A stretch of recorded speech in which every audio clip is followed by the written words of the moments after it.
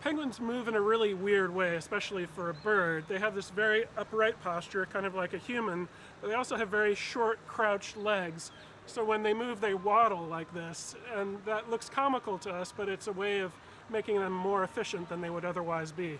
It's really not clear why penguins waddle or how it evolved, but it is pretty clear that it has something to do with their rather short legs and their swimming adaptations, that as they become more adapted to flying underwater with their forelimbs, their wings, they become less well adapted to walking on land, and so they've had to compensate by adding in this waddling gait that helps them move more efficiently on land than they otherwise would. They're applying forces left and right as they swing their body from side to side, and what's not known is how the legs do that. How big are the sideways forces on penguin legs, and how does that compare to other waddling birds?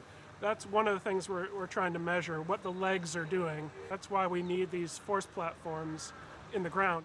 My collaborators at the University of Texas have been studying some very, very old penguins, pretty much from the beginning of penguindom, around 60 million years or so. And there are amazing fossils, spectacular fossils of early penguins, some of which were almost as tall as me, and different structure of their limbs, suggesting that they maybe didn't waddle as much. There are living relatives of penguins that do move on land more, and they do fly as well. Things like petrels and albatrosses are better at flying than penguins are, certainly, and also walk on land, and they have some waddling as well. So probably the ancestor of penguins waddled a bit, much as these other living relatives do.